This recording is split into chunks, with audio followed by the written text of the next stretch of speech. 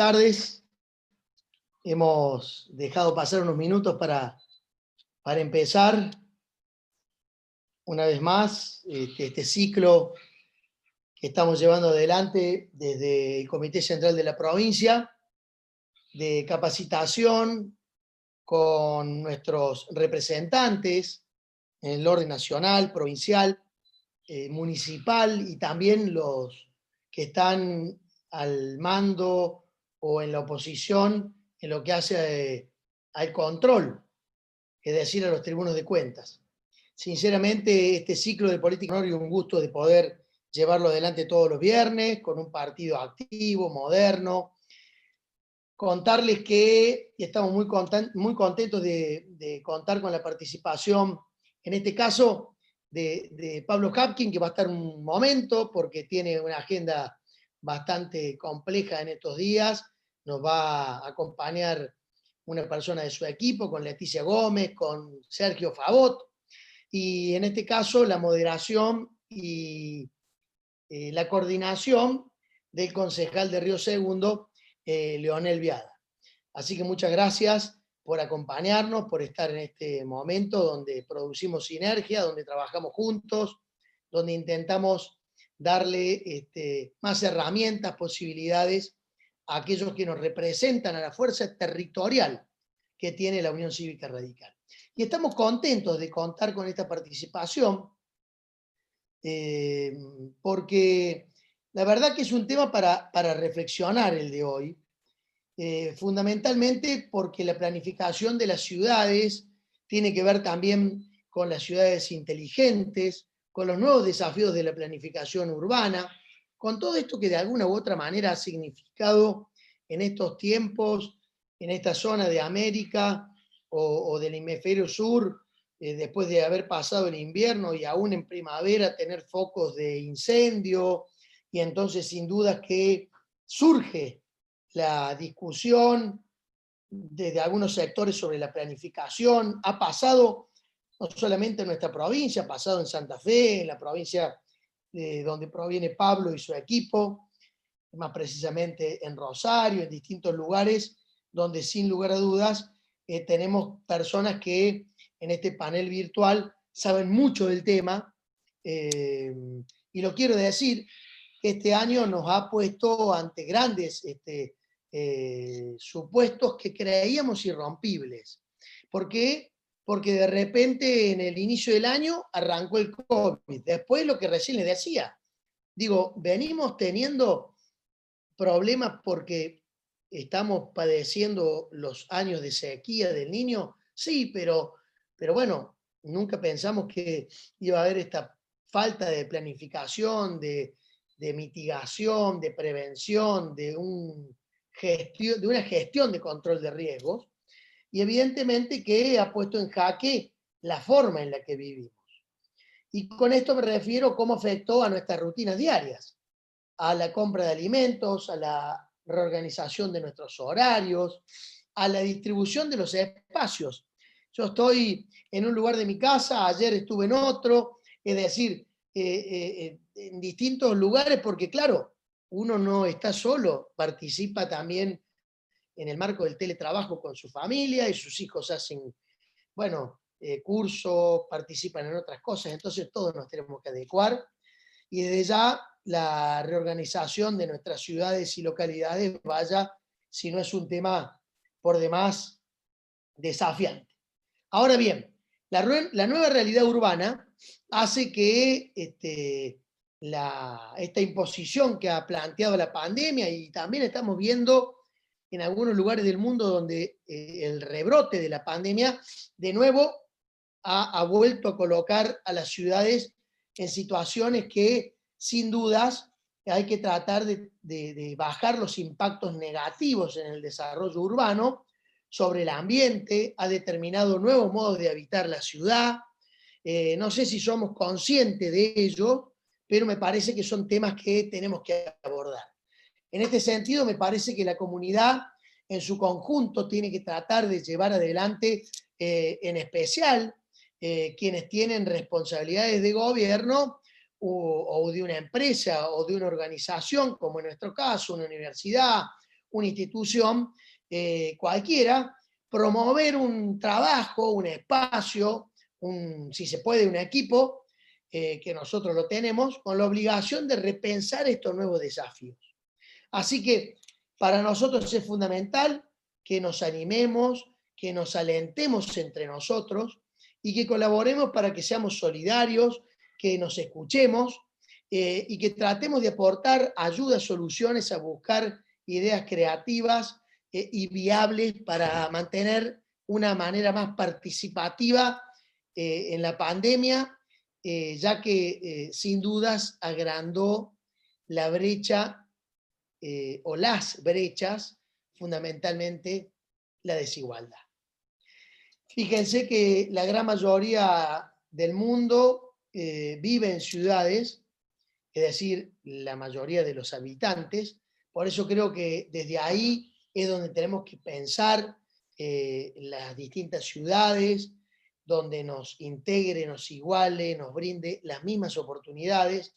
Me parece que son épocas de hacernos preguntas, y yo aprovecho para traer algunos interrogantes, porque de alguna manera me lo vengo haciendo, ¿no? Hay un abordaje interdisciplinario, a nadie le sirve que el que asume el cargo todo el tiempo esté echándole la culpa al anterior. Si uno se hace cargo, tiene que hacerse cargo, y de repente tiene que tener un equipo donde podamos responder en algún día algunos interrogantes. Por ejemplo, estamos ante un cambio de paradigma. ¿Ese cambio de paradigma significa un cambio de paradigma en la ciudad moderna? Bueno, seguramente que aquí lo vamos a intentar develar, o vamos a poder escuchar aportes. ¿Qué estrategias creen ustedes que deberíamos adoptar desde las ciudades? Este es otro tema. ¿Cómo hacer frente a la nueva realidad, mejorando la calidad de vida de quienes viven en la ciudad, en quienes la habitan? Y a lo mejor puedo agregar una pregunta más. ¿Cuáles son las nuevas oportunidades y cuáles son los nuevos desafíos? Porque evidentemente ante cada crisis hay oportunidades. Así que yo les agradezco por estar, no me extiendo más. La visión de ustedes es muy importante. Sinceramente no tengo dudas de que va a dejarnos nuevos interrogantes que necesitamos para planificar de una nueva forma nuestras ciudades, nuestras localidades, y sin dudas que yo me considero un hombre del municipalismo, me considero toda la vida he trabajado desde el foco de abajo hacia arriba, y es la única forma que entiendo que puede haber posibilidades que lleguen, en definitiva, a los desafíos que tiene el ciudadano todos los días, en el contexto del respeto y la libertad, la igualdad, la fraternidad, la solidaridad que todos nos merecemos. Esto se hace desde las ciudades, esto se hace con los ciudadanos, con la participación, con un Estado provincial o una región que acompañe estas ideas, y un Estado federal o un gobierno nacional que acompañe y ayude a poder llevar adelante con recursos, con ideas, con propuestas, con acciones, porque si no se hace muy difícil. Pero en definitiva, la planificación está en el ámbito local. Así que muchas gracias de nuevo, un cariño, y muchas gracias a todos por participar y por acompañarnos nuevamente en una reunión más de este ciclo que estamos llevando adelante dentro de lo que es la Unión Cívica Radical, dentro de lo que es el Comité de la Provincia. Muchísimas gracias.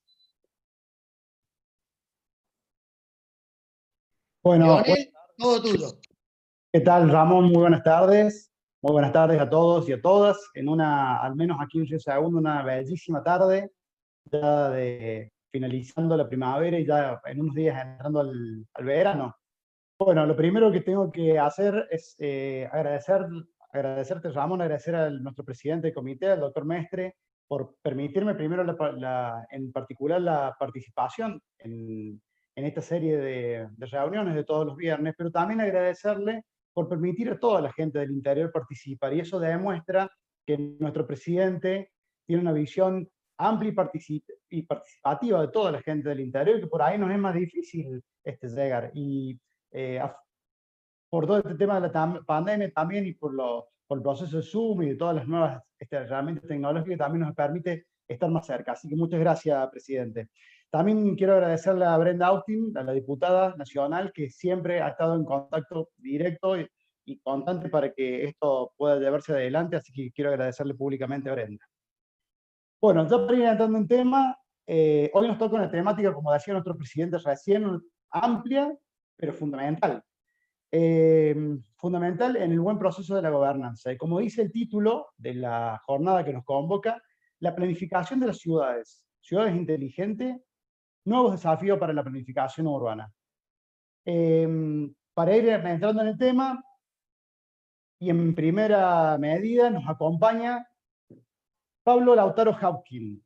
Pablo es abogado, nació en Rosario el día 19 de noviembre de 1971 y es docente de la Cátedra de Derecho Internacional Pública en la Facultad de Derecho de la Universidad Nacional de Rosario. Él fue presidente de la Federación Universitaria Argentina, concejal de la ciudad de Rosario en 2001, diputado provincial en el periodo 2007 al 2011 y diputado nacional por Santa Fe en el periodo 2013-2015. Se desempeñó como secretario general de la Municipalidad de Rosario entre el 2015 y 2017, y durante el periodo 2017-2019 ejerció el cargo de concejal para posteriormente ser electo como el actual intendente de la ciudad de Rosario. Bueno, para mí es un honor y un gusto presentarles a continuación a la máxima autoridad de una ciudad por la cual en lo personal siento mucho afecto, porque desde hace muchos años me toca tener una relación laboral a la cual viajo constantemente, salvo este último año por el tema de la pandemia, ¿no? Así que, bueno, no obstante, quiero hacerles un comentario, que es que por motivos de cambio de agenda y de último momento, y por supuesto por el ajetreo cotidiano de la gestión, Pablo no nos va a poder acompañar durante todo el desarrollo de la jornada. Sí nos dará el saludo de inicio y posteriormente va a disertar la arquitecta Agustina González Cid, que es secretaria de Planeamiento del municipio. Así que bueno, ya los dejo con Pablo para que nos dé su saludo. Bueno, muchísimas gracias, muy buenas tardes. Un abrazo grande, Leonel, ya te esperamos cuando puedas. Un gran abrazo también a Ramón, conocemos hace mucho, y uno también mira mucho la gestión de Córdoba. Lamento que no nos tocó a la par en tiempo, pero uno tiene muy claro el modelo, y hemos estado en Córdoba reunido con Ramón y el gabinete cuando yo colaboraba en la gestión del intendente anterior. Y bueno, y también a Brenda, gracias por la invitación. Veo muchos amigas y amigos de tanto tiempo, así que un saludo muy grande para todos y todas. Después me va a tener que reemplazar Agustina porque teníamos otra actividad más tarde, pero quiero dejar algunas reflexiones que me pareció muy interesantes, como las que planteó Ramón, y por supuesto también dejarle un saludo y pedirle mis disculpas tanto a Leticia como a Sergio por no poder quedarme toda la actividad. Yo creo que desde hace mucho tiempo las ciudades tienen un rol de protagonismo inevitable. El mundo se va organizando a través de las ciudades. El proceso de urbanización del planeta a partir de las ciudades claramente sigue creciendo y va a seguir creciendo. Tendemos siempre a agregarnos, y la complejidad, la necesidad de agregación de conocimiento y el valor que tiene en un mundo donde el conocimiento es tan importante, la diversidad hace decisivo el rol de las ciudades, de las metrópolis, para no centrarlo en las ciudades, porque creo que nuestras áreas metropolitanas y Córdoba, Rosario, somos un ejemplo en eso, integran mucho más que específicamente una ciudad. Y comparto también con Ramón, no hay federalismo posible en la Argentina sin municipalismo. El modelo de federalismo en la Argentina claramente tiene un fracaso en su cotidianeidad.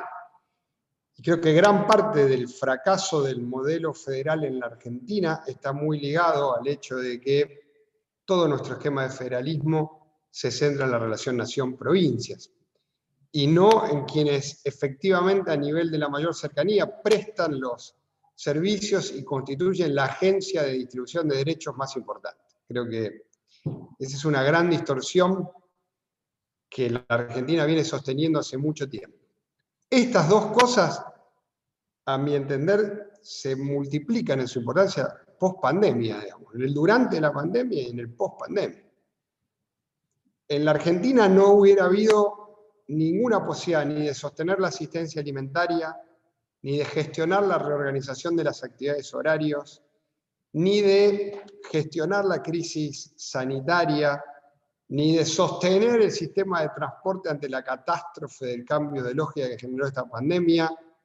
Podría agregar un montón de cosas, pero le agrego una, va a ser ni habría ninguna posibilidad de vacunar en el eventual caso en el que tengamos vacunas sin la gestión local, sin la gestión de los municipios. O sea, si algo ha quedado demostrado en este tiempo en el país, es que esa lógica de federalismo agotado, que a mi entender centra en un Estado que es incapaz de tener capacidad de agencia para distribuir derechos, solo tiene redes de contención en los municipios.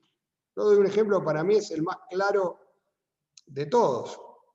Los municipios hemos afrontado todos la tarea de la asistencia básica, en la atención primaria, en la atención alimentaria, en las cuestiones territoriales.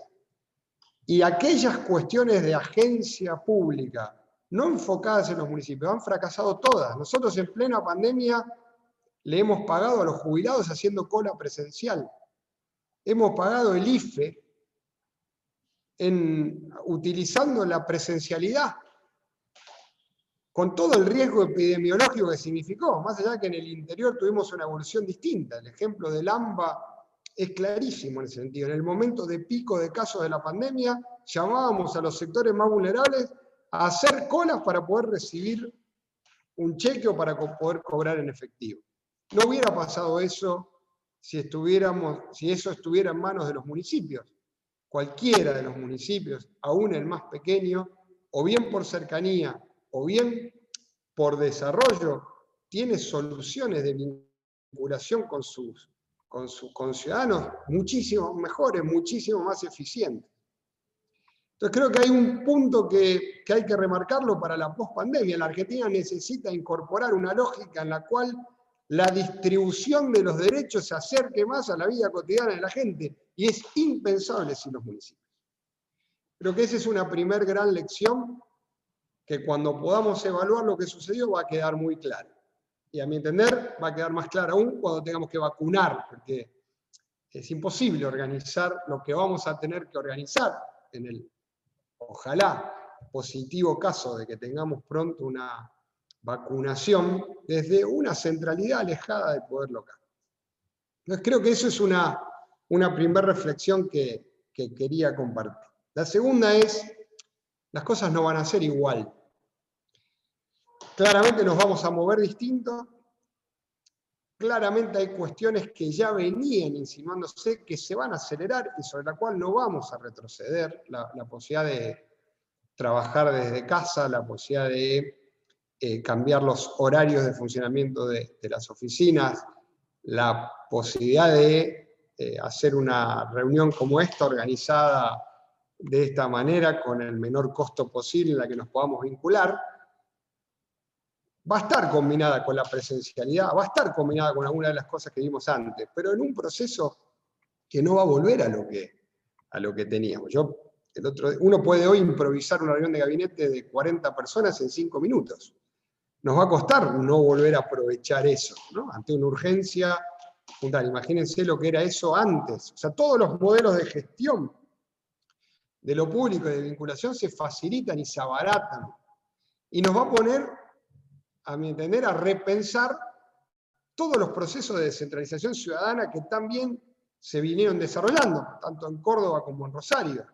Insisto, no porque tengamos que salir de la lógica que tenía, sino porque lo vamos a poder profundizar aún más.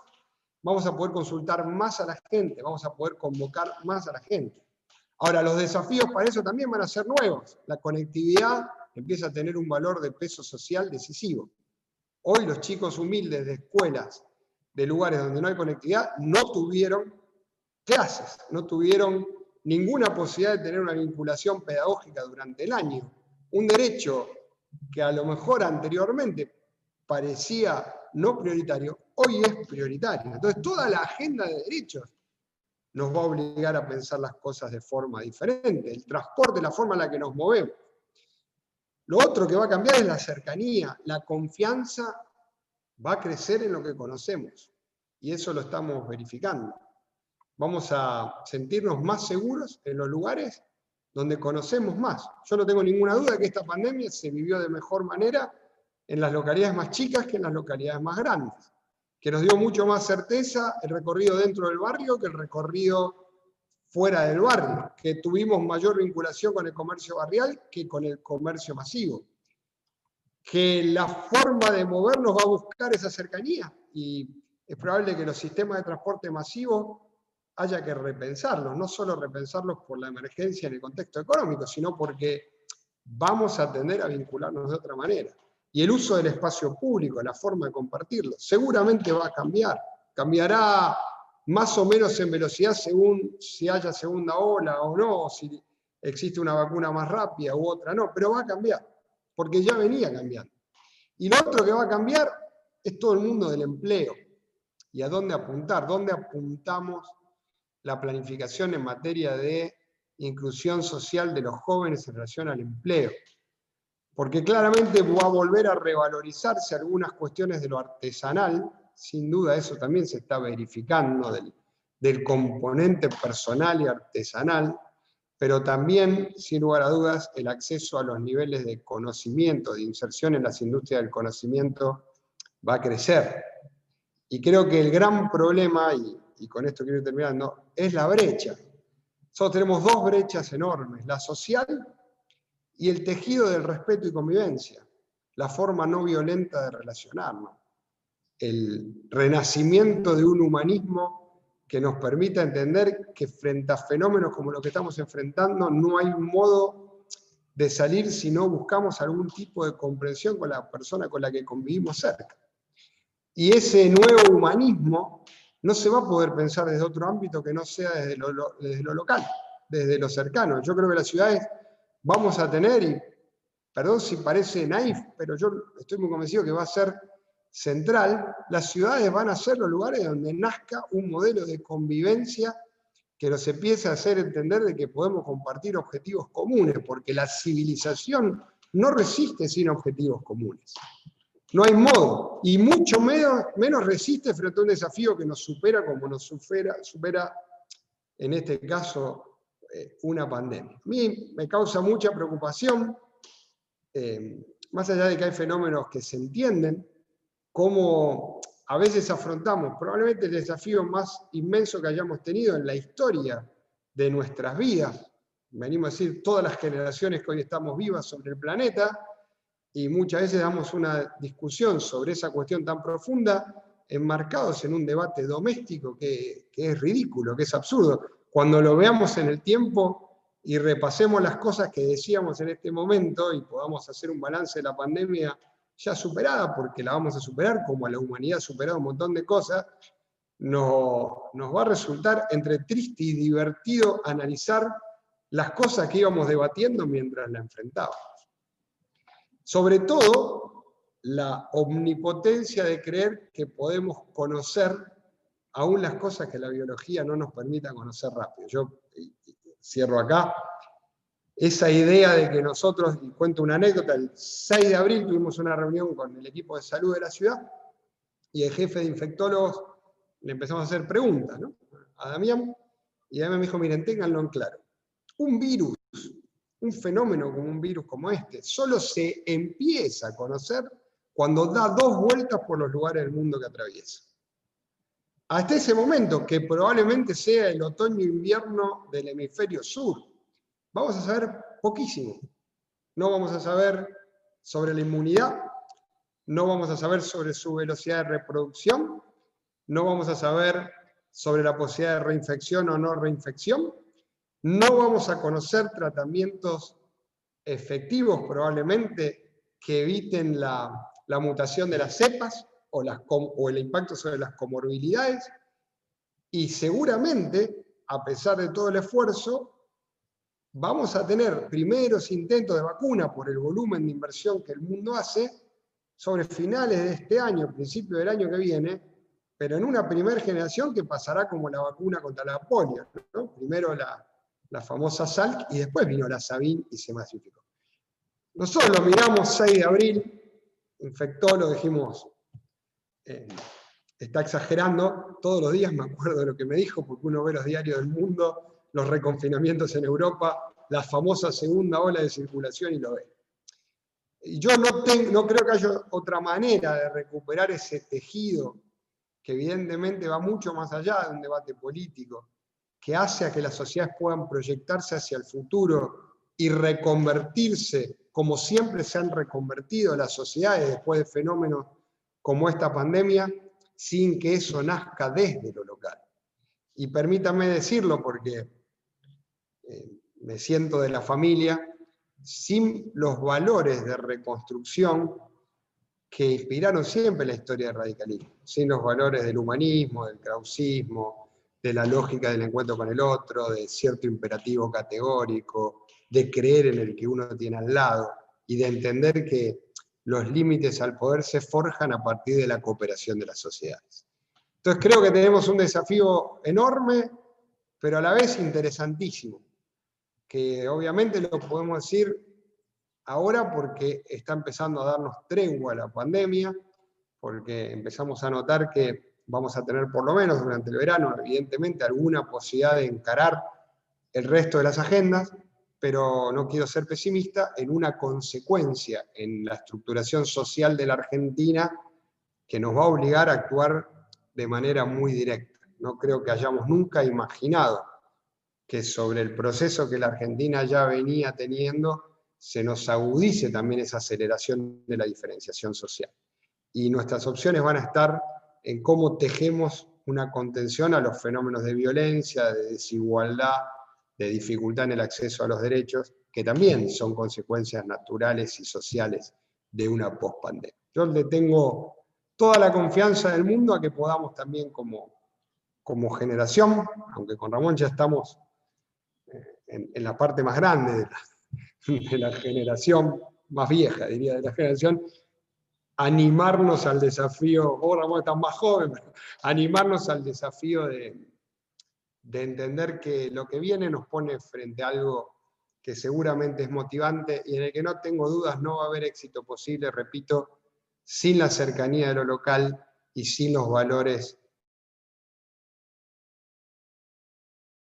Mil disculpas realmente por no poder compartir el resto de actividad, saben que estoy, que en cualquier oportunidad. Y bueno, está Agustina, que en este tema puede hablar todavía mucho mejor que yo, porque a pesar de su juventud está formada a primer nivel internacional y con ella compartimos también el trabajo diario de repensar lo que nos tocó tan rápidamente. Muchísimas gracias a todas y todos. Gracias, Pablo. Un gustazo. Gracias. Bueno, muchas gracias al intendente de Rosario, Pablo Hapkin, por habernos dejado estas palabras.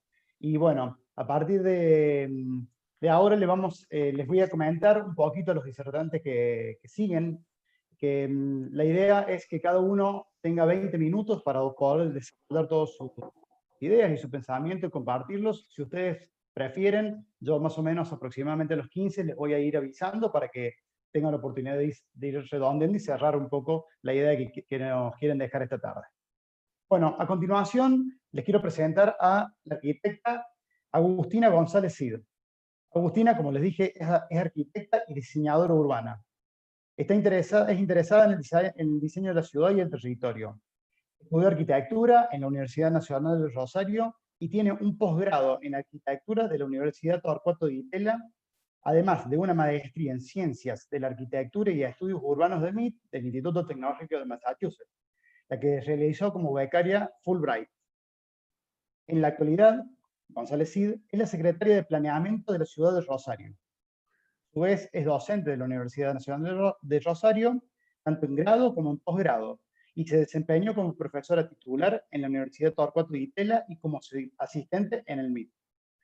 Su carrera académica y profesional ha ganado diversos premios y reconocimientos. Ha sido invitada a dar charlas en distintos lugares, entre los que se destacan el Malva y la Universidad de Harvard. Bueno, los dejo. Adelante, Agustina.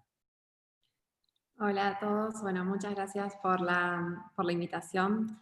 Pablo me pidió que les cuente un poco el trabajo, pero en realidad, bueno, voy a intentar compartir la pantalla. Mi idea para hoy es, ya que no sé si están al tanto, que el domingo se festeja el Día del Urbanismo, el Día Internacional del Urbanismo. Así que en ese sentido me di un poco el gusto de hacer una charla un poco más libre, no tanto de puntos concretos de cambios normativos o de actividades que estamos desarrollando en este momento, ya que el público es más variado, no estamos hablando únicamente con arquitectos y urbanistas, y por otro lado, porque son de distintos lugares, entonces va a ser como una charla un poco más amplia en honor al Día del Urbanismo, que es el domingo, y para contarles un poco cómo veo el desafío de la planificación de la ciudad. Cuando me llegó el tema de la charla Ciudad Inteligente, me puse a pensar un poco a qué se refería con ciudad inteligente. Si bien entendemos la idea del Smart City, uno siempre lo tiende a relacionar más con esta idea de planificar en base a datos, mucho la cuestión informática en la ciudad, pero yo también me permito pensarlo un poco desde el punto de vista de la inteligencia emocional, si se quiere, de cómo una ciudad tiene que ser resiliente, tiene que autoconocerse, autorregularse, y en ese sentido creo que la ciudad inteligente va a ser la que planifique desde ese lado. Entre los desafíos más importantes que entiende la ciudad, por un lado es que la ciudad es un proceso de construcción constante. Para esto, para cada desafío, lo que hice fue buscar del libro Ciudades Invisibles, Las Ciudades Invisibles de Italo Calvino, que no sé si lo conocen, pero es un libro, tengo acá, es un libro hermoso, que va contando ciudades que son ficciones, y el mismo autor dice que es el último poema de amor hacia las ciudades. Y va a partir de esta ciudad de ficción, va contando distintos aspectos de la ciudad. Entonces, bueno, en relación a esto de que la ciudad es un proceso de construcción constante, dice, el que llega a Tecla poco ve de la ciudad. Detrás de las empalizadas, de las tablas, las defensas, la de arpillera, los andamios, los armazones metálicos, los puentes de madera colgados de cables o sostenidos por los caballetes, las escaleras de mano, los terciles. A la pregunta de por qué se hace tan larga la construcción de Tecla, los habitantes, sin dejar de levantar cubos, de bajar plomadas, de mover de arriba abajo largas brochas, responden, para que no empiece la destrucción. E interrogados por sobre si temen que apenas quitados los andamios, la ciudad empieza a resquebrajarse y se caiga a pedazos, añaden deprisa y en voz baja, no solo la ciudad. Esto nos da cuenta de cómo la construcción de la ciudad no solo es la construcción de los edificios, sino también un poco de de la sociedad en sí misma. Y cuando uno entra, como en nuestro caso, con Pablo, que iniciamos la gestión el 10 de diciembre, uno entra en el medio de un proceso que ya tiene sus propias reglas, y en esas reglas hay que insertarse. Por otro lado, esto también viene relacionado a los tiempos de la planificación. A diferencia de otros procesos dentro de la gestión, la planificación es algo muy largo, entonces probablemente procesos que iniciemos ahora se empiecen a ver los resultados, o sea, se empiecen a ver algo dentro de 2 años, pero las grandes obras y los grandes proyectos se van a ver dentro de 4 u 8 años. Y eso hace que uno tenga que tener una planificación muy a largo plazo y distinta a otras instancias. Entonces, la cita que elegí para esto es: hubo en todas las épocas alguien que, mirando a Fedora tal como era, imaginó el modo de convertirla en la ciudad ideal, pero mientras construía su modelo miniatura de Fedora ya no era la misma de antes, y lo que hasta ayer había sido un posible futuro, ahora solo era un juguete en una esfera de vidrio. Esto, por ahí los que son urbanistas, que van a seguir con las charlas, nos pone un poco, por un lado, la planificación a largo plazo, y por otro lado, que no sea tan a largo plazo, que después cuando se quiera llevar a cabo ya es una representación de un futuro que no fue, o sea, que quedó en el pasado. Entonces, desde la gestión, lo que nosotros estamos intentando es hacer planes, en vez de grandes master plan para toda la ciudad, hacer más bien planes chicos, más acotados, que puedan ser implementados a relativo corto plazo, y poder así lograr que se lleven a cabo antes de que queden desactualizados del todo. Por otro lado, tienen que ser lo suficientemente flexibles, que es algo que después voy a hablar, para que se puedan ir adaptando con el tiempo. Otra cosa que nos encontramos en las ciudades es que siempre hay preexistencias. La idea esta de tabula rasa, por ejemplo, en urbanismo es muy conocido Haussmann, que fue el urbanizador que desarrolló París como la vemos ahora, y él lo que hizo fue demoler todo lo que había. Es un momento en el que el urbanismo se planteaba así, de demolición total, y arrancar de cero, como una tabula rasa con una hoja en blanco. Y en realidad ahora nuestras ciudades uno vive y convive con estas preexistencias, que pueden ser edificios de diversos valores, algunos de valor patrimonial que hay que rescatar, y en ese sentido es importante que, si bien se permita, se dé espacio a los nuevos edificios, a los nuevos usos, que se pueda convivir con la historia de la ciudad. En esta ola de los recuerdos, dice Calvino sobre Zaira, en esta ola de los recuerdos que refluye la ciudad, se embebe como una esponja y se dilata. Una descripción de Zaira, tal como es hoy, debería contener todo el pasado de Zaira. Pero la ciudad no cuenta su pasado, lo contiene como las líneas de una mano, escrita en las esquinas de las calles, en las rejas de las ventanas, en los pasamanos de las escaleras, en las antenas de los pararrayos, en las astas de las banderas. Cada segmento surcado a su vez por arañazos, muecas, incisiones, comas. Por ejemplo, nosotros ahora nos encontramos debatiendo en este momento, en la Secretaría de Planeamiento tenemos una comisión asesora, y se está discutiendo en la comisión asesora cómo trabajar los edificios de valor patrimonial.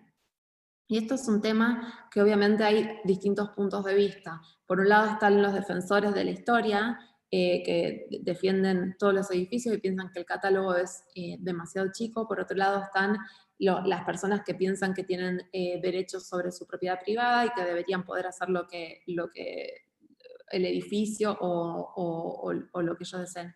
En ese intermedio uno se encuentra trabajando en la ciudad con todas estas preexistencias y con nuevos edificios y con algunos antiguos que realmente vale la pena respetar y rescatar porque hacen a la ciudad. Entonces yo creo que en ese intermedio, en ese buscar conciliar entre estos dos puntos de vista y ver qué es lo mejor para la ciudad y lo que realmente vale la pena rescatar, es que conviene ser la gestión y los desafíos de estos que hablábamos.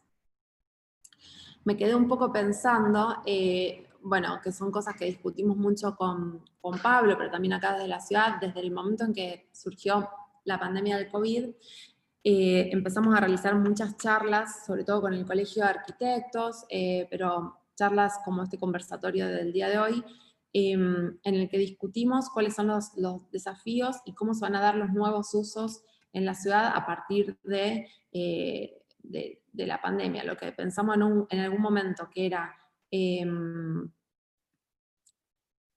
perdón que se me fue, lo que pensamos en un momento que duraba 15 días, al final terminó siendo, ya van varios meses, y parece que ya se habla de esto, que la normalidad anterior no va a volver.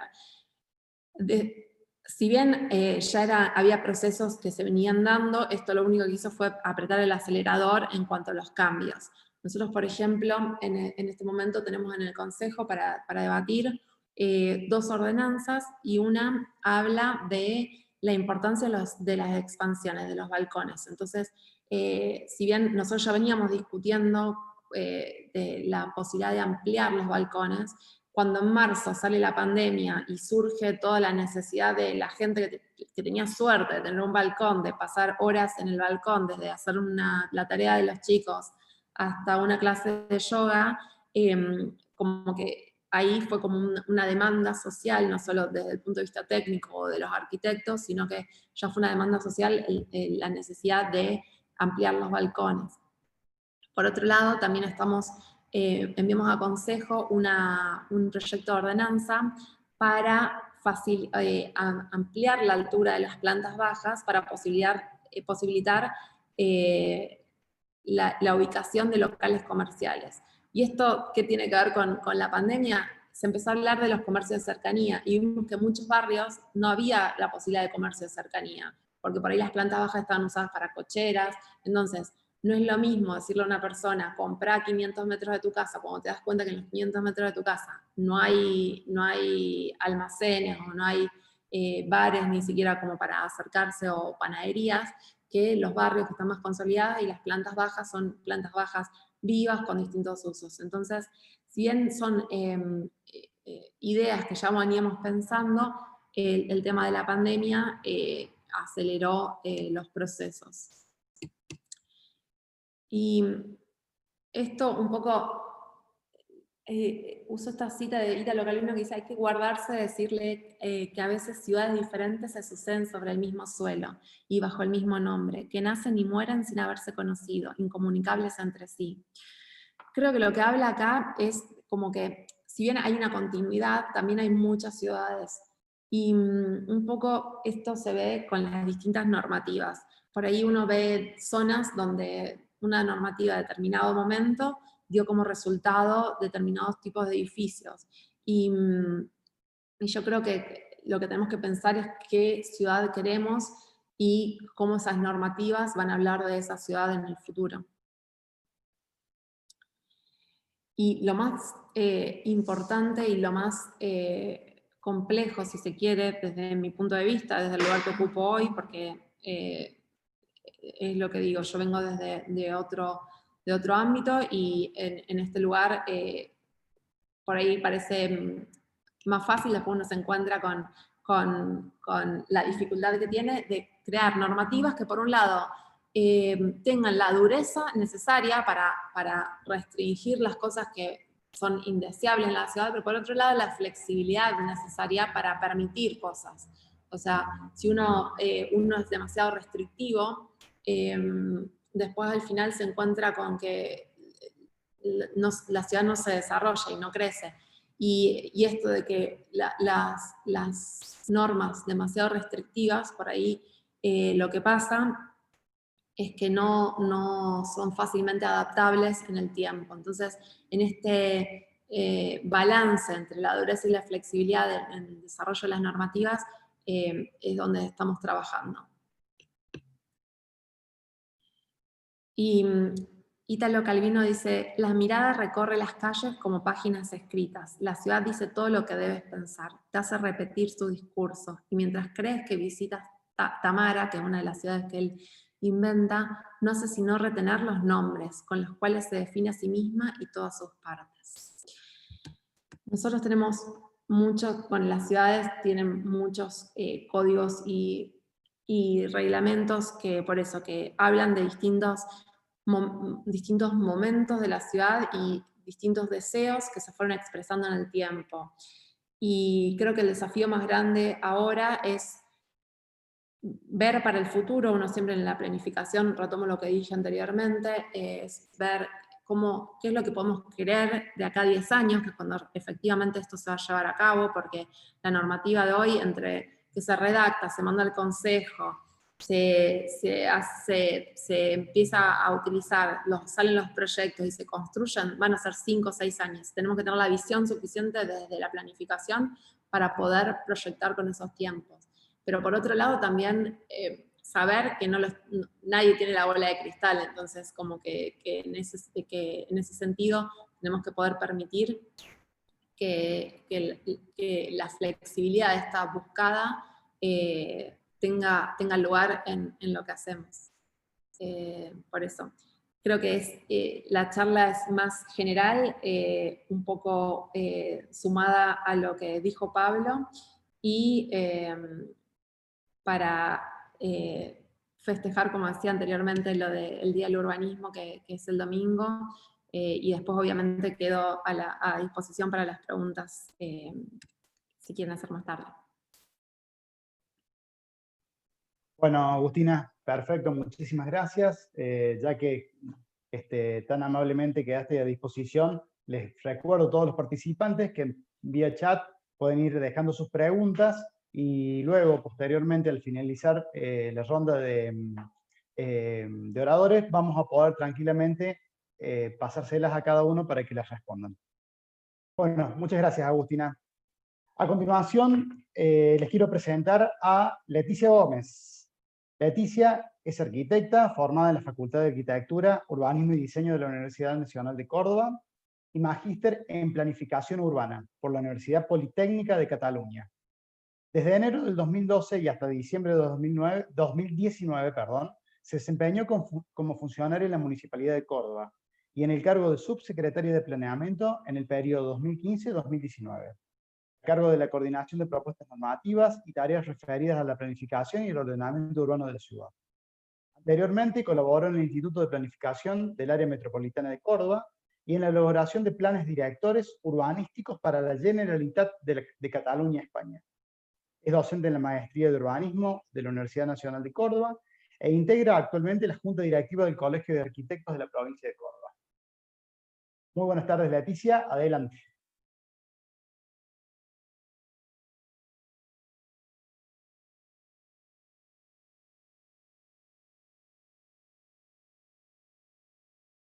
Hola, Leticia.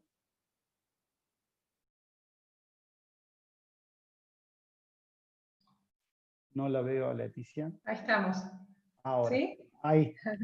Adelante, Leticia. Ahí se reactivó el micrófono. Bueno, ¿cómo están? Dialogando sobre la planificación de las ciudades. Muchas gracias a Ramón Mesti y a Brenda Austin por la invitación y por permitirme formar parte de este importante panel. Yo voy a compartir pantalla, si es posible. A ver.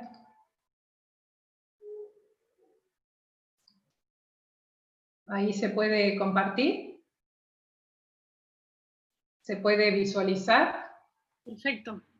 Bueno, en principio en el espacio que tengo voy a referirme a distintas herramientas, ¿sí? Distintas formas de legislación y de abordaje que pueden utilizar los municipios para la gestión urbana de las ciudades, ¿sí? Entonces voy a ilustrar estos conceptos y estos instrumentos con experiencias que se han llevado a cabo en Córdoba, pero he seleccionado temas que son aplicables a ciudades de otras escalas, ¿sí? Porque son situaciones comunes de las ciudades.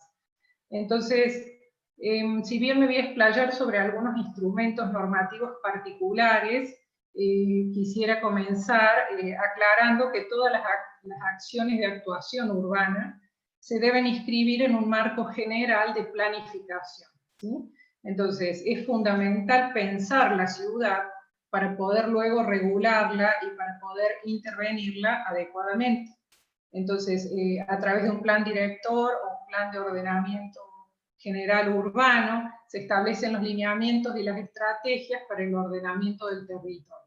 ¿Sí? Esta situación, ¿qué podríamos decir? Digamos que no es lo mismo si la ciudad se encuentra, por ejemplo, conurbada con otras ciudades, y la ciudad que se planifica forma parte de una microrregión, o sea, cuál es el espacio urbano y metropolitano donde se inserta esa ciudad. O por ejemplo, como en el caso de Córdoba, que la ciudad de Córdoba constituye cabecera de un área metropolitana de mayor dimensión. Entonces también hay que considerar el soporte natural y la infraestructura, entre otros aspectos, porque no es el mismo tipo de desarrollo urbano el que se puede realizar cuando hay una red de cloaca o en una zona en que no la hay, ¿sí? Entonces, con los elementos estructurantes de la ciudad, como son el sistema hídrico, de espacios libres, la estructura vial, de accesos de una ciudad, estas redes de infraestructura que comentaba, cómo es la estructura parcelaria. Entonces se arriba a un modelo urbano deseado o de crecimiento, digamos que a la ciudad le sirve como guía, ¿sí? Entonces, habiendo un poco aclarado este tema más general, digamos, lo que yo quería decir es que para intervenir sobre la ciudad, ese plan director o ese modelo de ciudad a la que se aspira debe ser instrumentado, ¿sí? Y allí es donde intervienen las distintas formas de regulación urbana. Entonces, podríamos agrupar el tipo de acciones que desarrolla el Estado en 3 tipos: en acciones indirectas, acciones directas y acciones mixtas. ¿Sí? Las acciones indirectas justamente son todas aquellas regulaciones urbanas que el Estado establece, las reglas que guían la intervención del sector privado. Las acciones directas es la obra pública, ¿sí? La obra pública tiene la capacidad de influir en el desarrollo de la ciudad. Y las acciones mixtas son todas aquellas operaciones en las que el Estado acuerda con el sector privado para lograr el desarrollo urbano, ¿sí? Como los consorcios urbanísticos o los convenios urbanísticos. Entonces, todo plan o todo modelo deseado para el desarrollo de la ciudad se instrumenta en un plano de uso del suelo. ¿Sí? El plano de usos del suelo regula la distribución de las distintas zonas de la ciudad. Entonces, si son zonas residenciales, si son zonas productivas, zonas agrarias o zonas industriales, si hay áreas verdes, cuáles son las zonas de reserva o las áreas militares. Es decir, los distintos tipos de áreas y cómo se distribuyen las actividades en el territorio, ¿sí? Entonces es importante, me parece, destacar que en nuestras ciudades confluyen 3 tipos de tendencias de crecimiento simultáneamente, ¿sí? Entonces, por un lado, en la periferia hay una tendencia a la expansión o al desarrollo de nuevas áreas residenciales. En el área central, mientras tanto, hay una tendencia a la densificación y a la renovación edilicia, ¿sí? Y paralelamente se desarrollan proyectos de más envergadura en parcelas de grandes dimensiones. Entonces, cada uno de estos tipos de crecimientos que tiene la ciudad se instrumentan y se regulan de un modo particular. Por ejemplo, lo que hace el proceso de renovación urbana es un proceso que se llama de parcela a parcela, ¿sí? Por ejemplo, estas son manzanas del barrio de General Paz de la ciudad de Córdoba, donde ustedes pueden ver que se hace un desarrollo paulatino de renovación del tejido. Entonces, en color rojo están destacados nuevos edificios y en color blanco las construcciones que aún no se han renovado, ¿sí? A eso se refiere un proceso de renovación o densificación parcela a parcela. Entonces este proceso se regula de 2 maneras. Por un lado, se regula lo que hace el espacio privado del edificio, es decir, las condiciones de habitabilidad, de salubridad, de seguridad, a través de un código de edificación donde se incluyen dimensiones mínimas de locales, condiciones de ventilación, condiciones de anchos de pasillo y de salidas de emergencia o de patios mínimos. Y por otro lado, también se regulan aspectos que hacen al espacio público, es decir, la morfología que puede adquirir esa arquitectura, qué altura tiene, cuáles son los retiros. Y conjuntamente se conforma lo que es la imagen de la ciudad o de ese sector urbano. Por ejemplo, en el caso de Córdoba, como en otras ciudades, se regula lo que se llama un centro de manzana, en los espacios más densos de la ciudad, como el área central, Nueva Córdoba y todos los barrios pericentrales, donde cada lote prevé la liberación de suelo del fondo del lote, constituyendo este pulmón interior que es de dominio privado y se denomina centro de manzana, ¿sí? Entonces, esto podríamos referirnos a lo que es la regulación de parcelas típicas. Pero como comentaban, también hay parcelas que son atípicas. Todas nuestras ciudades tienen parcelas singulares. Son parcelas que son de mayor dimensión o que tienen un elemento ambiental o arquitectónico de valor. y entonces en esas situaciones es óptimo autorizar condiciones particulares de desarrollo, es decir, quizás es mejor liberar suelo, generar otra altura y permitir un desarrollo más óptimo que preserve esos valores que ameritan.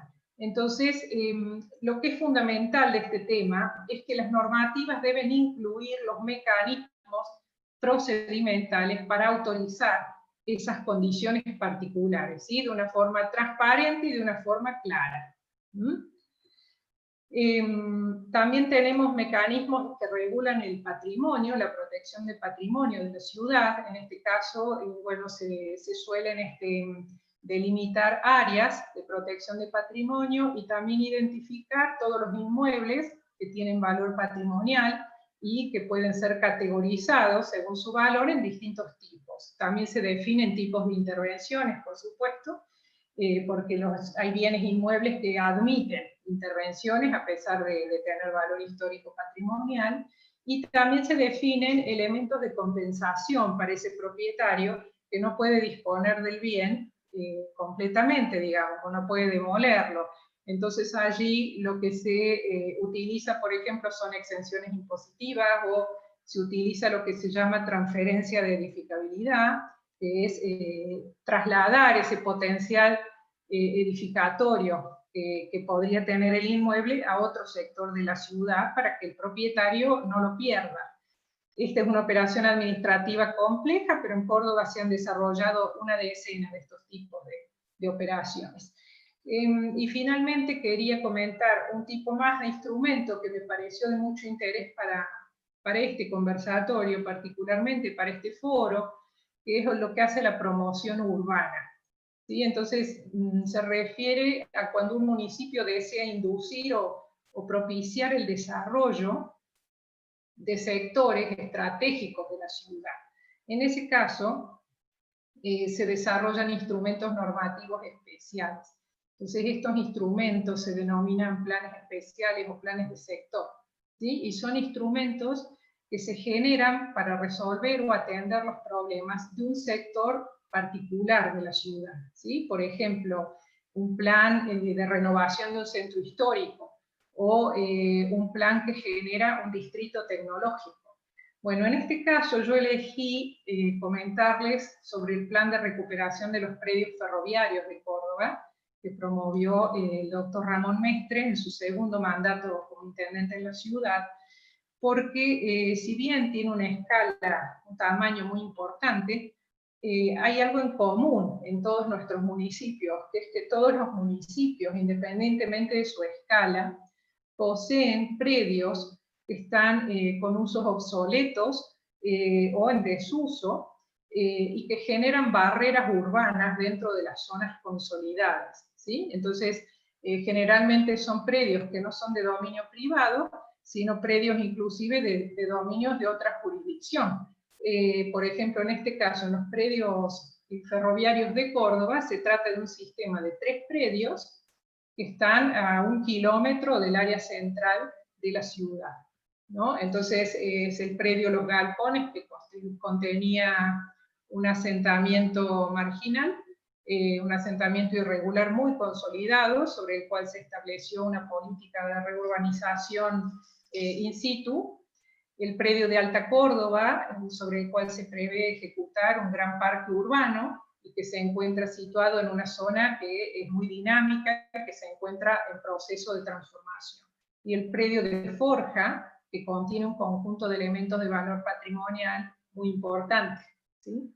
Entonces, bueno, esto es lo que les comentaba un poco, los efectos que generan la falta de desarrollo de estos predios en nuestras ciudades, ¿no? Que constituyen barreras urbanísticas, que generan falta de conectividad porque no pueden atravesarse, ¿sí? En zonas consolidadas donde hay a veces carencia de espacios públicos, o fomentan los asentamientos irregulares, la inseguridad.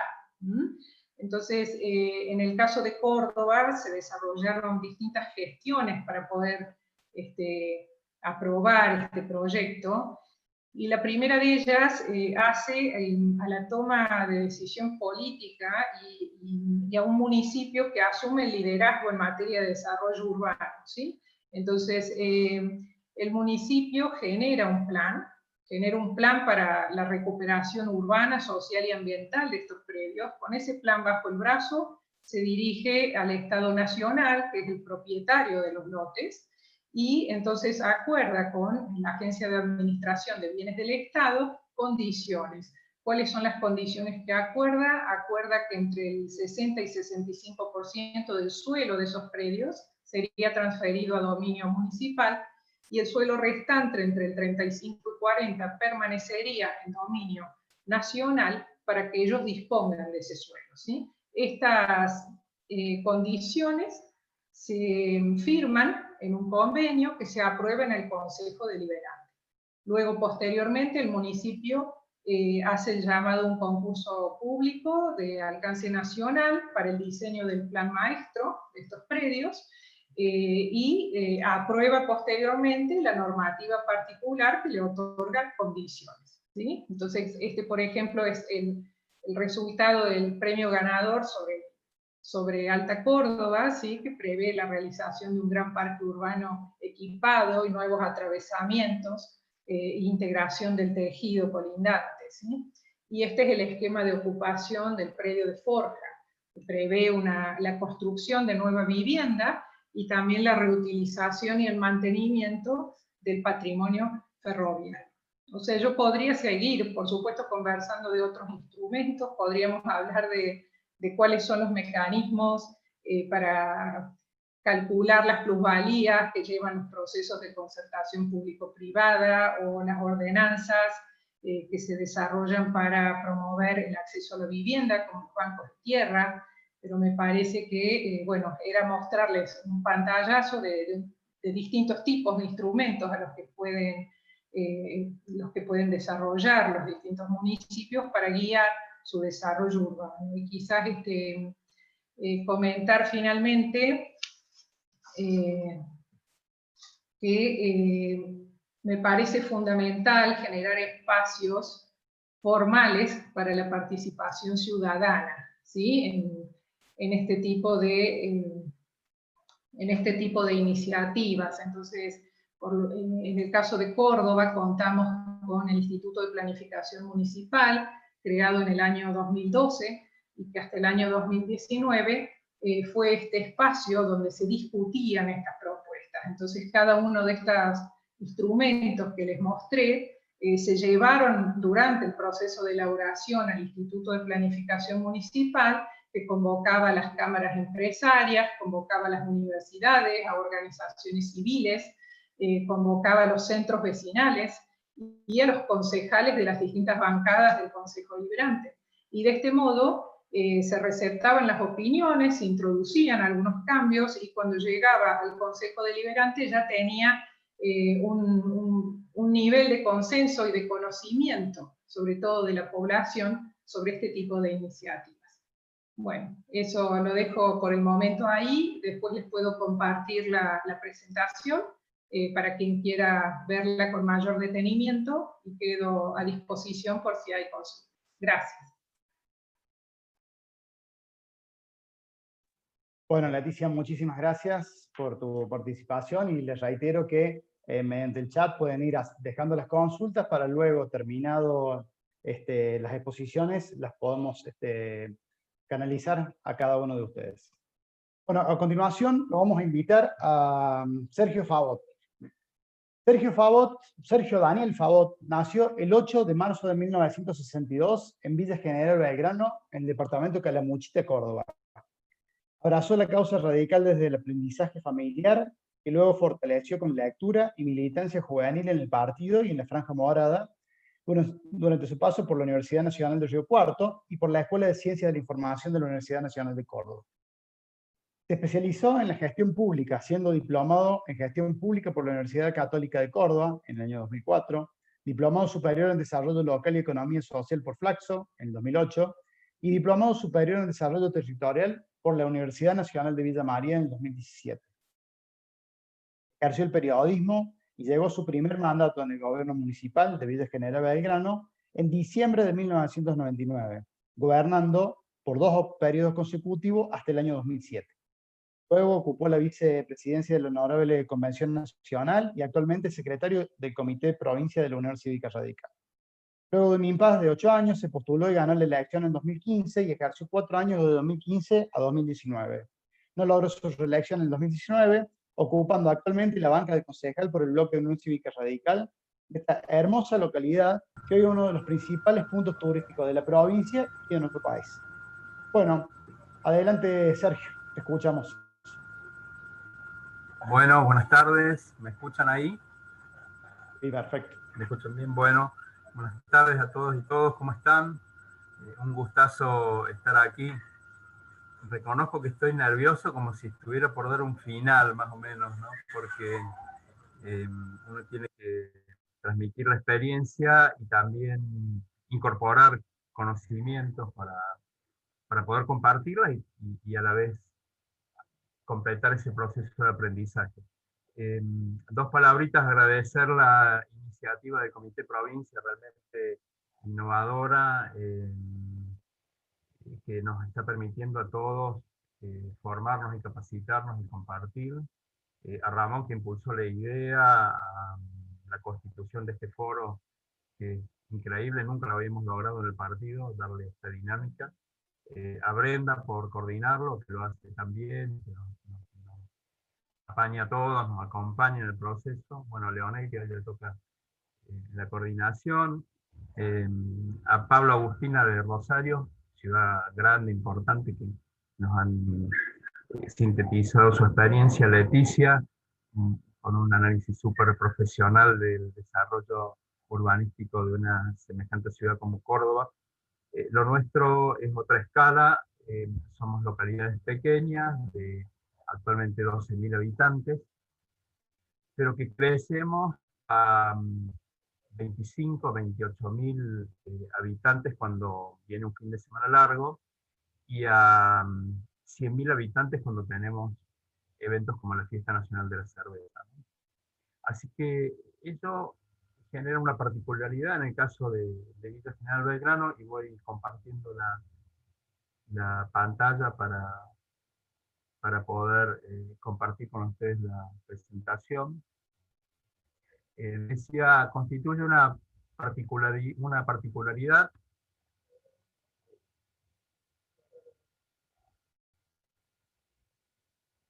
Ahí lo están viendo.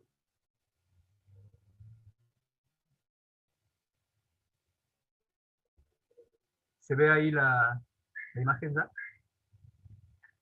Constituye, les decía, una particularidad porque tenemos que preparar una localidad para vivir nosotros, y además prepararla para que la visiten y la disfruten cientos de miles de turistas al año, ¿no? Y eso es un desafío muy grande porque entraña una situación de recursos que siempre son escasos, ¿no? Porque tenemos que adaptar sistemas como el de cloaca para un uso convencional de 2.000 habitantes y de repente absorber el consumo de 100.000, ¿no? Entonces, bueno, esa diferencia de escala nos genera permanentes desafíos, y realmente constituyen un balance difícil de lograr, ¿no? de asumir. Decir también que en las sierras nosotros vivimos en un sistema que se aprecia mucho más claro al de una ciudad grande como las que vivimos, o de otras ciudades por ahí de campo, de otras geografías, donde parece ser que tienen mayor autonomía, ¿no? Como que hay una mirada más hacia adentro. En el caso nuestro, el paisaje, que es una construcción colectiva y permanente, se vincula a través de la orografía, de la hidrografía. Tenemos el arroyito que nace aquí en nuestra sierra chica, llega allá donde vive Pablo, ¿no?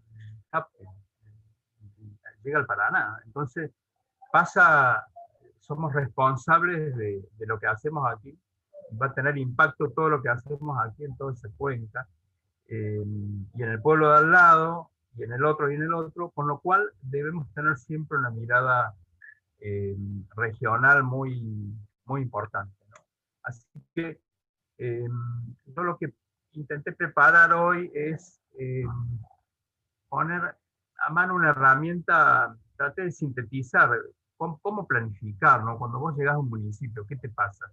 Seguramente has hecho un diagnóstico previo para ganar la elección, tenés una mirada clara de las problemáticas que hay en la localidad, pero después no es tan sencillo traducir esas problemáticas en acciones concretas que resuelvan los problemas. Lo primero que nosotros trabajamos es definir la visión, ¿no?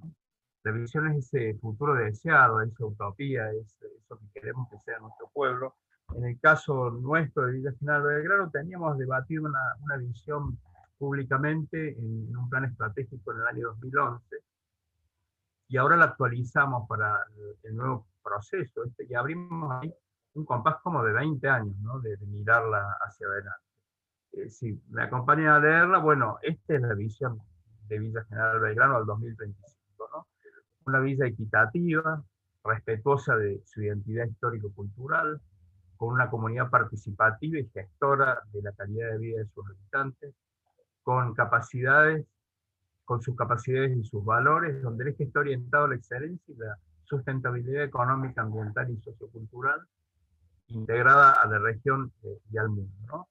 Esto es importante tenerlo claro porque si uno no tiene claro la visión, es muy difícil después definir qué en materia de urbanismo y de planificación, ¿no? Si uno no crees, si no tenés claro de decir, y cuando uno dice eso, no solo es lo urbanístico, sino en qué modelo de sociedad querés vivir, ¿no? ¿En qué modelo de sociedad querés vivir? Y ese es un gran desafío porque no lo interpela solo el equipo de gobierno o el partido que ganó la elección, sino es un gran desafío para que ese debate sea colectivo, ¿no? Y a veces no es tan fácil, no es tan sencillo, por cuestiones metodológicas o de tiempo o de animarse, pero nosotros creemos que es central, ¿no? Tener una visión y construirla colectivamente. Cuando nos pusimos a trabajar en cómo ordenar un proceso, ¿no? de ordenamiento territorial, ya teníamos experiencias anteriores de gestión, pero estábamos en otro momento, ya en el año 2015, nos planteamos como dos etapas, ¿no? Una de diagnóstico, que es relevar todos aquellos datos con fuentes existentes, propias de la comuna, del municipio, ya esto es amplio, lo comparto con la cantidad de concejales que están en este Zoom, o dirigentes, para decir que es necesario buscar la información, ¿no? Y leer la información, y sistematizarla, y luego legislar para completar en la mirada de aquella visión que nos hemos trazado. Entonces hay como dos mundos aquí. Uno es el de la zonificación, que tiene la ordenanza de zonificación, el uso del suelo, el fraccionamiento del suelo, el parcelario municipal.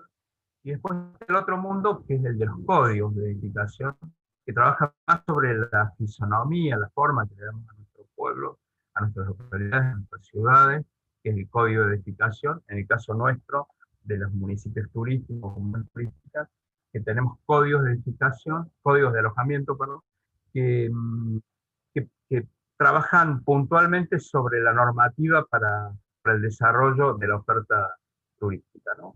Bueno, en esta primera etapa también planteamos el análisis hasta llevar a elaborar un modelo de situación actual de nuestra localidad, situando o encontrando los principales problemas, ¿no? Nosotros hemos trabajado con una metodología que es la conformación del árbol de problemas, que seguramente lo conocerán, pero es muy sencillo de entender. Es un árbol donde en la copa están los efectos, los problemas, en el tronco están como los problemas centrales, y en las raíces están las causas de esos efectos. Ordenarlo de esa forma nos clarifica luego para encontrar la solución a los problemas. Bueno, la etapa que planteamos es la de configurar las respuestas, ¿no? Acá tomar las problemáticas que hemos previsado en el diagnóstico y generar agendas. Como se dijo, no sé si era Agustina o Leticia, la planificación lleva mucho tiempo, ¿no? Y hay muchos modelos de planificación, pero los tiempos de la política son cortísimos, ¿no? Hay que dar respuesta inmediata, y ese tiempo de 4 años exige tomar algunos atajos, ¿no? Entonces, nosotros acá desarrollamos una técnica o una metodología que tiene que ver con un concepto que es la gestión ambiental del desarrollo urbano, ¿no? Que está desarrollada en un libro que después lo consigno ahí, que es de Ciudad Verde, que es la teoría de la gestión ambiental urbana de Roberto Fernández, que prioriza como 3 etapas, acá las vamos a hablar, ¿no? La visión que tenemos en esta nueva gobernanza, también se ha dicho, lo decía recién Leticia, es la planificación participativa. Claramente ese debe ser el norte, ¿no? Esto no lo define un intendente, ni un consejo deliberante, ni un consejo, lo define el conjunto de las organizaciones de la sociedad y los propios vecinos, ¿no? En este momento nosotros estamos promoviendo la creación de un consejo consultivo de planificación y ordenamiento territorial de nuestro pueblo, después de muchas experiencias, estamos yendo a este punto, que quizás sea algo similar a lo que decía Leticia de este instituto de planificación que tienen en Ciudad de Córdoba, ¿no? Pero también hay que tener una mirada, y acá quiero resaltar algo, hay que dejar de mirarse el ombligo en algún sentido y vincular lo local con lo global. Sabemos que hay un cambio de paradigma importante, el fracaso del proceso de acumulación económica que nos ha planteado el capitalismo, y el ambiente debe estar en el centro de la escena de la toma de todas las decisiones, y el hombre y la mujer, por supuesto, son los destinatarios de todas las políticas. Entonces hay que tener siempre una mirada global para estar haciendo cosas que constituyan como un ladrillo que vamos poniendo en esa pared que va construyendo un objetivo superior, porque no alcanza con tratar de resolver el problema que yo tengo en mi localidad si en la del lado no se resuelve el otro, o vemos que no sé, la pobreza toca los órdenes o los porcentajes que tiene en nuestro país, ¿no? Cada objetivo que nos planteamos tiene que tener una mirada de un objetivo superior. También eso nos va a permitir ver y observar con claridad cuáles son los cambios sociales que están en curso, ¿no? Para poder diseñar nuestra localidad, nuestra ciudad, nuestro pueblo, en función de esos cambios sociales que se van dando. Mirar eso es clave para no hacer cuando lleguen no van a tener demasiado sentido, ¿no? Bueno, esto lo conocen, están los ODS, nosotros trabajamos sobre el objetivo 11, que es el de ciudades y comunidades sostenibles, pero en realidad tratamos de que cada una de nuestras políticas atraviesen o toquen cada uno de estos objetivos, ¿no? Que se ha planteado desde el año 2015 buena parte de la humanidad. En este sentido, creemos clave la conformación de redes, ¿no? La participación en redes, poder viajar, mirar la experiencia del otro, conocer cómo resolvió otra comunidad el mismo problema que tenemos nosotros, qué sé yo, de conocer Curitiba, por ejemplo, en Brasil, nosotros pudimos ver cómo una amenaza que eran los cursos de agua que atravesaban esa ciudad se transformaban en una gran oportunidad, ¿no? Eso nos ayudó a entender algunos procesos que debíamos poner en marcha aquí en la villa.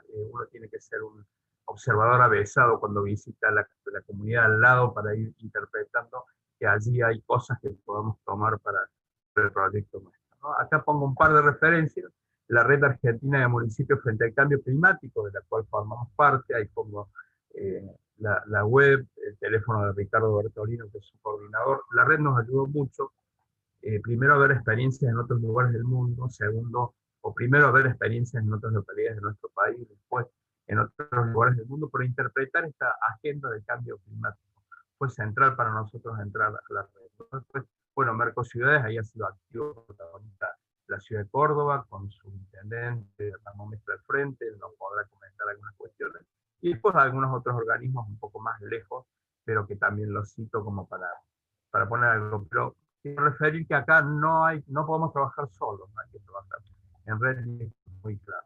Bueno, vamos a cómo pararnos para esta planificación o cómo nos ha resultado a nosotros al menos amigable hacerlo, práctico, ¿no? Acá planteamos básicamente como tres matrices, ¿no? Una matriz de ponderación de los problemas ambientales urbanos por impacto social y económico, ¿no? O sea, listar los problemas en un orden de ponderación. Luego, una segunda matriz donde planteamos evaluar la capacidad local que tenemos para gestionar esa problemática, ¿no? Hacer claramente un mapeo de actores. ¿Qué cosas podemos hacer con los recursos del MUNI? ¿Qué cosas podemos hacer con los recursos de la comunidad?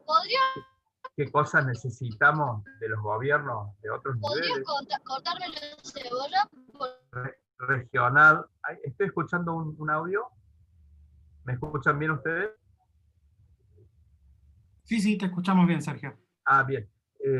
¿Qué cosas podemos hacer con otras comunidades, con otros niveles de gobierno, les decía, provincial, nacional? ¿Dónde están los recursos? Y una matriz de la agenda para la gestión de los problemas. Esta agenda es clave porque es la que va a permitir que podamos desarrollar cosas concretas, ¿no? y producir procesos de avance. Seleccioné como 4 de los problemas ambientales urbanos que teníamos cuando asumimos la gestión. Esto lleva tiempo. Hay que tratar de tenerlos preanalizados a todos para que no te lleve mucho tiempo leer esto mientras está en la gestión, para no perder tiempo y para acudir ya a la solución de los problemas o encontrar la solución. Pero si decimos que es un proceso participativo, también hay que darse ese debate con la gente, ¿no? Con las organizaciones de nuestro pueblo, comunidad, y con los vecinos, ¿no? Entonces es como que hay que tratar de manejarlo con mucha pericia esto, ¿no? El principal problema que teníamos era una vulnerabilidad de sectores urbanos que habitaban en zonas inundables, ¿no? Este problema resumía 3 efectos, ¿no? Que teníamos zonas inundables con viviendas, la villa está surcada por 3 arroyos y crecen tremendamente en la temporada de lluvia, teníamos esta y barrios también en situación de vulnerabilidad social. Poco tiempo antes de asumir, hubo una ocupación de un barrio con unas 30 y pico de asentamientos y de familias, que fue la primera vez que nos pasaba y que hubo que articular una serie de cuestiones para enfrentar esa situación. Quizás en las ciudades más grandes esto está muy consolidado, pero aquí en estos pueblos no había pasado.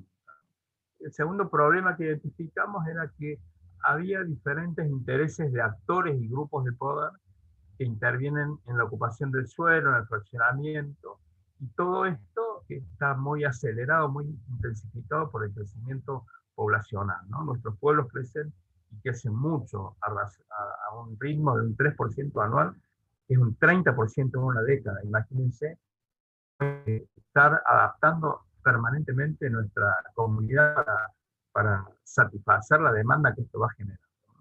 Esto resumía 2 efectos. Uno era la fragmentación de la urbana de nuestro pueblo, que está metido, es muy bonito, callecitas serpenteantes, una serie de cosas, pero esto genera una fragmentación de la traza urbana muy fuerte, por lo tanto hay una discontinuidad vial muy marcada.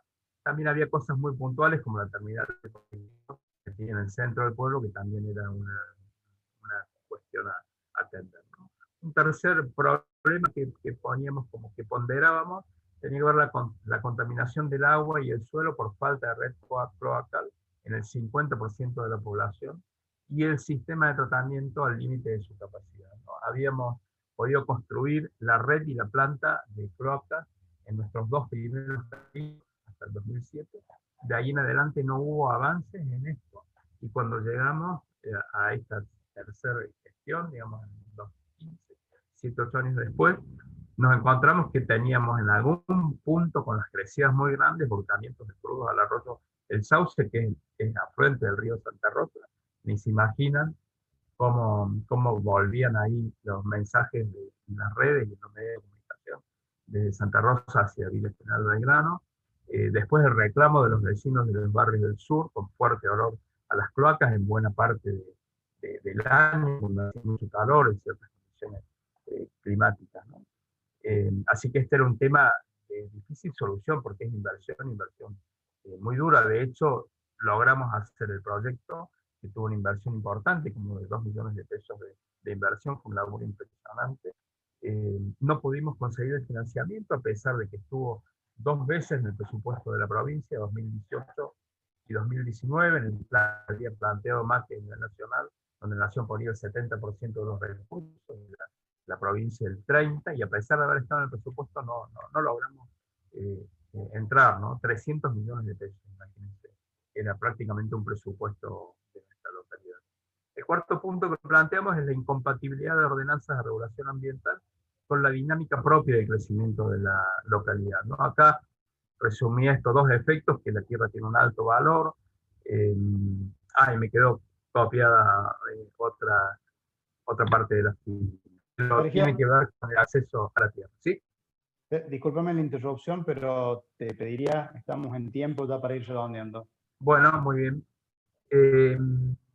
El segundo punto que planteamos era el mapeo de actores, ¿no? Acá claramente hay una serie de variables que se combinan como alta, media y baja, que tenés que analizar qué marco legal tenemos, recursos económicos y financieros, estructura de funcionamiento administrativo, organizaciones sociales de la comunidad, recursos humanos, recursos físicos y naturales del ecosistema, recursos tecnológicos, acceso a la información. Uno lo pondera y uno sabe después cómo ir a gestionar, qué cosas puede hacer por sí y qué cosas tiene que salir. Por último, la matriz de agenda para la gestión ambiental. Bueno, aquí algunas cositas que tenían que ver con cosas que tenemos que resolver, como tener nuestro plan estratégico territorial, ¿no? Era una estrategia del mediano plazo que lo logramos cumplimentar. Construir un plan hídrico integral. Hicimos un gran trabajo ahí con la provincia, que nos permitió mejorar la cuenta alta de uno de los arroyos más complejos para nuestra vida, pero también introdujimos en la planificación un esquema de parques lineales que están ya planificados para las nuevas urbanizaciones, los nuevos loteos, que van a permitir realmente un desahogo de las crecidas muy importantes. El gobierno actual está siguiendo esto y me parece que ya estamos cerca de encontrar una solución.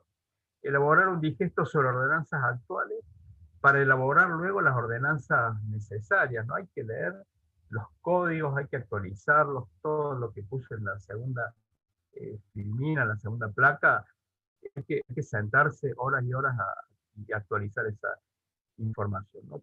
Nos pasó que cuando empezamos la gestión nos habíamos quedado sin predio para la Fiesta Nacional de la Cerveza. Ahí hicimos una cosa muy audaz realmente. Bueno, Brenda y muchos intendentes amigos estuvieron participando con nosotros en todo este proceso, pero hicimos un referéndum para encontrar el lugar, para que los vecinos elijamos el lugar donde llevar el predio. Elegimos un lugar que era más deprimido de nuestra comunidad, rescatamos un viejo predio municipal, le pusimos infraestructura, pero luego también medimos el impacto de la huella de carbono, por ejemplo, en el evento. Bueno, innovamos realmente mucho, pero logramos muchos avances en esto, ¿no? El acceso a la salud restringido a un sistema de atención primaria con la ausencia de segundo nivel. Aquí tuvimos algunos avances, pero no logramos, por una cuestión de inversión, todo lo que quisimos. Y después, bueno, algunos conflictos sociales latentes, como unas 300 familias que habían quedado varadas en un plan de gas natural que el municipio no había completado, y unos 50 familias que habían sido resultantes de un sorteo de lotes que no existían, ¿no? Como tales, así que hubo que trabajar y mucho. Bueno, esto es agenda, ¿no? Bueno, esto es un planito muy simpático, un dibujo previo a los planos más serios, como lo que mostraba Leticia allí, pero tiene que ver con cómo fuimos trabajando la cuestión de la movilidad urbana, que fue un gran desafío. Nosotros tenemos que resolver los accesos a la localidad, logramos gestionar ahí 3 rotondas con el gobierno de la provincia, que se hicieron en nuestra gestión. Después era una jerarquización de las vías, ¿no? Generando calles en los barrios para que haya calles de tercer y de segundo nivel que las trajeran hasta la zona céntrica, rediseñar todo el área central con un concurso internacional de ideas que hicimos con el Colegio de Arquitectos, con 26 proyectos.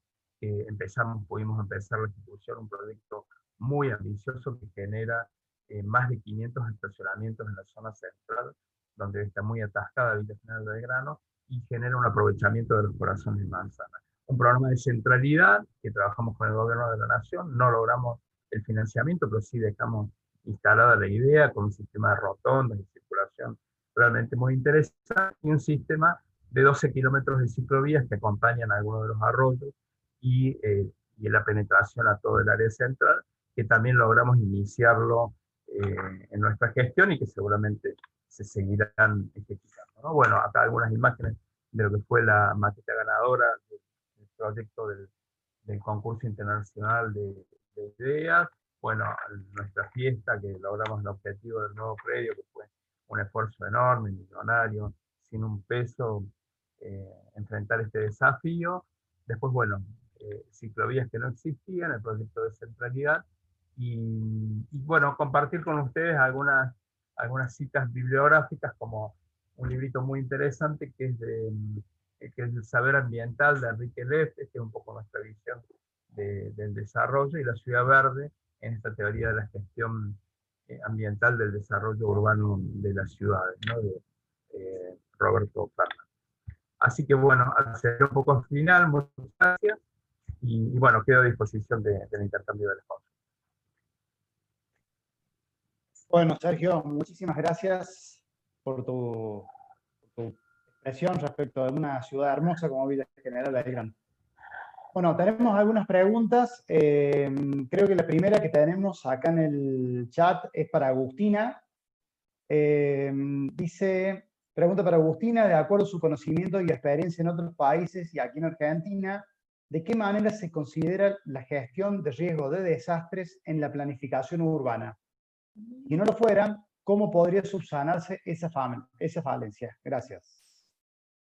Bueno, yo creo que en estos casos es muy importante respetar el conocimiento de otras áreas, ¿no? Por ahí uno desde la planificación puede pensar que un sector es para desarrollar, pero hay que ser muy consciente de consultar, no sé, en este caso, por ejemplo, nosotros acá, trabajar en un contacto muy estrecho con ambiente, con obras públicas, con los ingenieros que puedan calcular las áreas de inundabilidad, sobre todo acá en Rosario, tenemos problemas de algunas áreas afectadas por inundabilidad.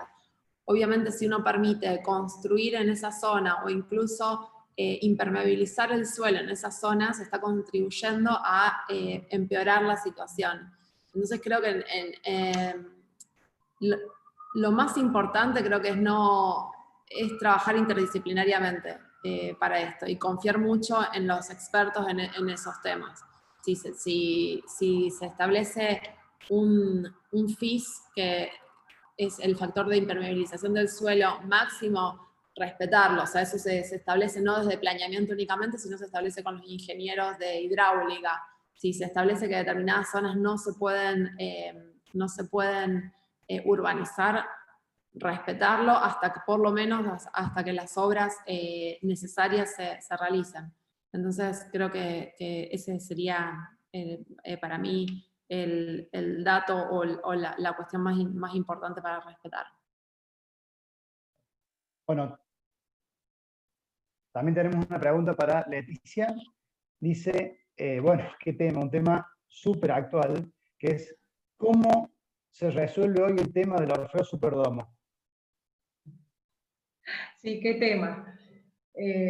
Bueno, a ver, hablando algo como en líneas más generales, comparto un poco lo que comentaba Sergio, digamos, sobre cómo en torno al desarrollo urbano hay diversidad de intereses y también de derechos, ¿no? Entonces, colectivos y también particulares. ¿Sabemos? Entonces hay intereses, hay derechos, hay colectivos y hay particulares, de los vecinos, de los propietarios del suelo, de los empresarios que desarrollan. Digamos, el Estado a mí me parece que debe actuar como articulador en esos procesos. Personalmente, ya eso es una opinión personal, no comparto la declaración que se ha aprobado esta tarde, entiendo, de interés municipal. Pero bueno, a mí me parece que debió haberse hecho previamente un análisis más detallado de lo que eso podría implicar como consecuencias jurídicas para el municipio. Digamos, siempre me parece que hay que cuidar un poco esa situación, porque después eso genera problemas en el presupuesto municipal a futuro. Bueno, pero es una opinión personal, ¿no? Bueno, acá hay otra pregunta para Agustina. Siguiendo con la línea poética de tu exposición, me gustaría saber tu concepto sobre la importancia del territorio donde se asienta la ciudad. El territorio es, si se quiere, la madre, la Pachamama de la ciudad. Bueno, sí, y me encanta la relación con la Pachamama, y creo que viene un poco a colación de lo que veníamos hablando antes, un poco con los desastres naturales y el respeto del conocimiento del territorio y de otras áreas. Creo que es muy importante. Nosotros acá estamos enfrente al río Paraná. Las islas son ya de la provincia de Entre Ríos, pero bueno, tuvimos el tema de los incendios que se tomó justamente más con el tema de ambiente y no tanto de planeamiento, pero ahí el tema de por ejemplo, de los usos del suelo habilitados en las islas, o no habilitados, pero con problemas de falta de control por la lejanía a las ciudades y todo, es algo que dentro del territorio de la ciudad, del distrito de Rosario, también se traslada en menor cantidad. Yo creo que, por ejemplo, en el establecimiento de los usos del suelo, dentro de Rosario no se puede hacer aplicación de agroquímicos. Entonces, bueno, ese tipo de trabajos desde ambiente, planeamiento, producción, son los que van haciendo de a poco que se proteja más la tierra y, bueno, y el ambiente para los habitantes de la ciudad. Pero es un tema súper complejo, interesantísimo, pero complejo. También, ya que estás, Leticia, te preguntan si la dinámica del proceso histórico de la ciudad exige una continuidad en la planificación. Claro, sí. A ver, ese es un buen punto. La planificación escasas veces posee acciones que están pensadas a corto plazo. Digamos, acciones directas de obra pública sí son acciones, el único tipo de acciones, de hecho, que en un marco de planificación se desarrollan a corto plazo. Por ejemplo, cuando el Estado, en el marco de un plan de renovación de una zona urbana, comienza realizando tareas de puesta en valor de espacios públicos o de iluminación LED, digamos, la acción directa del Estado esperando a que eso luego genere otro tipo de intervenciones. Ahora, por su naturaleza, la planificación urbana posee un horizonte a mediano y a largo plazo, ¿sí? Entonces, siempre trasciende las gestiones. Entonces, es importante, es fundamental adoptar una cultura de continuidad en la planificación urbana, ¿sí? Porque los problemas de la ciudad no reinician cada 4 años. Lo único que comienza y finaliza a los 4 años es una gestión de gobierno, ¿sí? Entonces los problemas subyacen y permanecen, y algunos tienen décadas. Si bien, por supuesto, la ciudad es dinámica, los problemas subyacen. Entonces, ¿cuál es mi opinión sobre ese punto? En que siempre debe haber continuidad y que se debe trabajar sobre lo trabajado, porque, digamos, todo instrumento, toda regulación, por supuesto que puede optimizarse y puede readecuarse, pero debe trabajarse sobre lo ya avanzado. Digamos, si hay un sistema, como también en las políticas de otro tipo, si hay un sistema de recolección de residuos que se ve que genera algún inconveniente, debe atacarse el inconveniente y no eliminar el sistema de recolección de residuos. Entonces, siempre hay que sumar y construir, ¿sí? Parte de estos planes que mostré, por ejemplo, en la ciudad de Córdoba, estaban previstos, su realización estaba prevista en el Plan Director de Córdoba del año 2008. y sin embargo se desarrollaron ahora.